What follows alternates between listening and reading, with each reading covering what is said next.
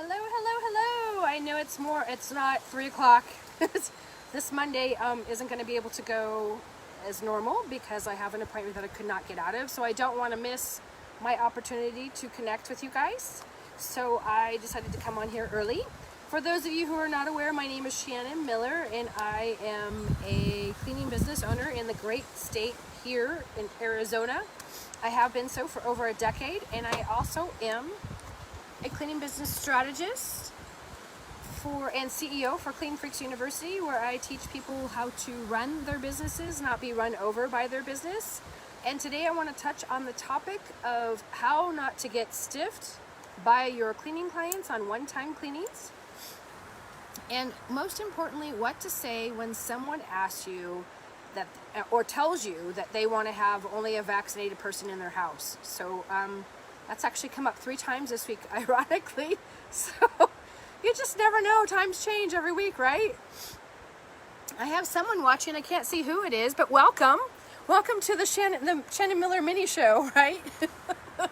So I went on earlier on another larger group and we talked a lot about how not to get stiffed. I'm still getting calls and emails and messages from those of you who are not getting paid. And it's really kind of an unfortunate thing, but this is just the way society is. Hi, Misty Smith, how are you? It's a little windy to be doing this outside, but my dogs and birds are too noisy for me to do it any other place. So a long time ago, I've been in this business over a decade, and a long time ago I literally would get people who would stiff me, and it would be like once in a blue moon every 3 or 4 years. Well, last year was the exception to the rule, and I had 8 people. You guys have all heard me mention how I sued 8 people last year, and I didn't do it for the money. I did it because I was proving a point that this is just not how business is done. You cannot order a service and then demand to have a full refund because A, there was something minute wrong with the cleaning, or B, you just don't feel like paying. It's just not how business is done. And I did it to prove a point to teach these people because they probably have screwed over every other cleaning company here in town, and I wanted to make sure that they didn't do it again because I live in a smaller community in northern Arizona. So the number one, hi, I don't know who else is there, but hello. The number one way not to get stiffed by your brand new cleaning clients is to take a deposit. Now, I know some of you are rolling your eyes going, I could never take a deposit. Oh my God, it's so much work. When you take a deposit, you're giving yourself leverage and you're not giving an open opportunity for someone to stick it to you. Because of the way society is acting, I'm sure you've seen it all over the news, on and off the news, you've seen it on the internet. People are not acting what we think is normal, right?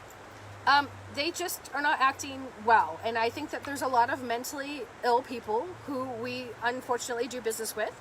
And they can be difficult because they only have one side. They're emotionally, I don't want to say retarded, but they're just not there emotionally, and they just have a lot of issues. So the most important thing to do is to get a deposit.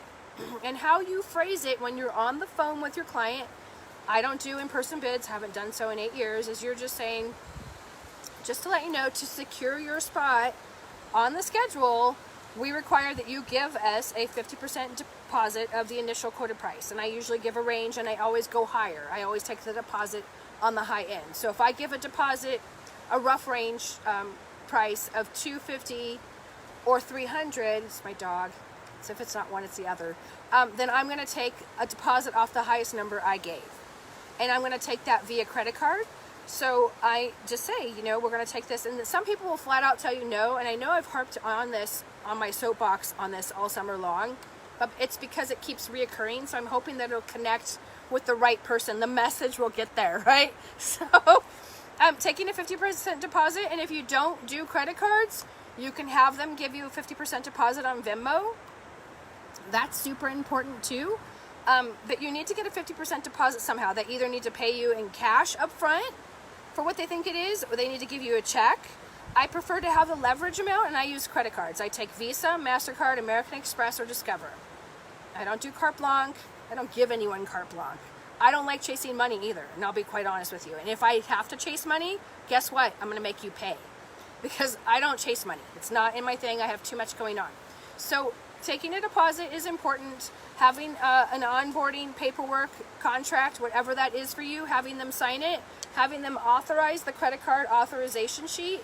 And if you don't have an exact price, I put in my little, it says total and it says already discussed. I tell them what to put in that box. That means that they and myself have already tentatively discussed what we think it might be. And we all know, let's be honest, every person lives differently. When they tell you 5 or 6 times it's not that dirty, you know that it is. So it's a wild thing. So taking a deposit, having that contract is super important. Having a follow-up email, first and foremost, at the end of the job, but having an email confirming their appointment is also very helpful. That's step 3.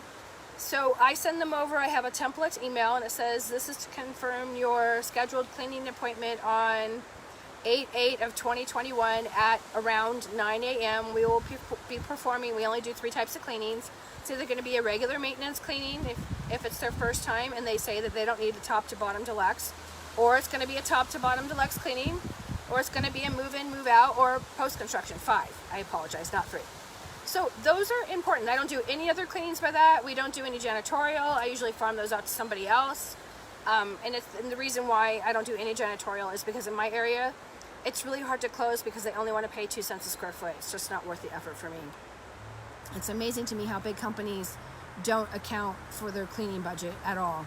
But anyway, that's a story for another day. So getting that deposit, making sure you have them have a signed contract, giving them a confirmation email. And if that goes to court, sorry, this went dark, I don't know why, then you have some recourse with the judge and you can say this was discussed back and forth, and if you have screenshots of the text message. And then that way your probability of getting stiffed is a lot less than if you go in there on blind faith, a spit and a handshake, right? And so-and-so decides that you messed up. You missed one of the baseboards. I've actually had this happen. We missed 2 inches. And I'm not paying you. You're the worst cleaner I've ever had. Well, okay, you have to give me the opportunity to re-clean it. That's just how the game works. And if you don't want to give me the opportunity to re-clean it, then guess what? I'm not going to give you a free cleaning. That's just not how it works anymore. I'm going to go ahead and fix this, offer to fix it for you, but we don't give refunds or discounts. Occasionally I will have someone who is just totally bonkers and I didn't realize they slipped under the door, and sometimes I will still eat it, but I have them marked in my phone as 86 and they're never. And then the key caveat, because I've seen this happen in 2 of the groups I'm in this week, when you give a refund because of whatever reason you broke something or whatever, they have to sign an agreement saying that they will not slander you all over Facebook because they're still angry about being inconvenienced because God forbid you didn't walk on water when you were there. And they can't slander you on any social media or any review site or on the internet at all. They have to, I'm giving you this refund, and the stipulation of this cash refund is that you are not going to slander me, or I will take this into my own hands and my attorney will contact you and I will sue you for slander. We don't just mess around anymore. It's just, we just can't afford to do it. And people who've never had a business before don't understand how much a review costs, how much a bad review costs. They don't know any of those numbers. They just care because they're angry and they don't feel that anyone listened to them. That's the number one reason why they're complaining. That's why it's super important when you do have a complaint that you are listening. It's just, and empathize with them. They're not looking at you anyway unless you're FaceTiming, so you can make all the funny faces you want, maybe have a glass of wine, who knows. But that's how you don't get stiffed. That's how I don't get stiffed. I don't chase money. I can't tell you, I probably have counted, I want to say 99. I've spoken to 99 different people who have all been stiffed this year for one reason or another, and it's always like $500 or $600. It really sucks. I know you guys work really hard, and then you have to pay your helper, right? Because you're probably doing the job with somebody else, or you're sending your helpers out, and that's twice as much labor because typically you're going to just eat the labor yourself if you're doing it. But it's just, don't give people an opportunity with that loophole to not do a good thing. So you're operating with honorable intention. They're expecting something with honorable intention. It just has to be cohesive and you need to communicate. Second thing that I wanted to discuss, and this has come up 3 times this week, so I find it interesting, is I actually had a long-term client. Her name is Fran, and she's got to be 89. I love Fran. I've known her a long time. I've taken classes with her. She is a spitfire, and I actually never thought she'd slow down ever. She's 89. Still drives, still golfs, is an opera singer.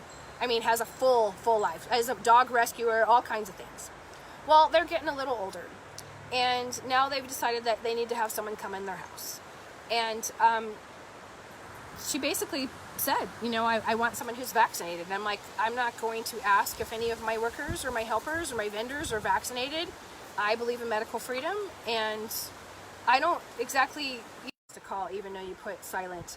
There we go. Oh, perfect. I thought I lost you guys. So that's what I would do, is I would just say that, you know, I believe in medical freedom. I'm really sorry that you are not comfortable, but I'm not forcing anyone to get vaccinated. This isn't going to be a discussion either to or fro about vaccination.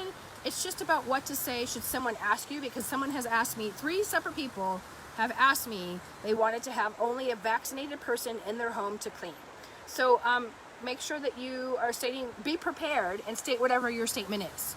If you are a cleaning business owner and you only hire vaccinated people, then by all means you can say, but we only work with vaccinated people, and that's okay. It really is. But I'm not asking anybody if they're vaccinated. I don't care if they're vaccinated. I only want workers who are going to do the job and do a good job well. So just be prepared, because it's coming down. If I'm getting asked, I know eventually you guys will get asked as well. That's all I have to say. I don't see any questions here at all. And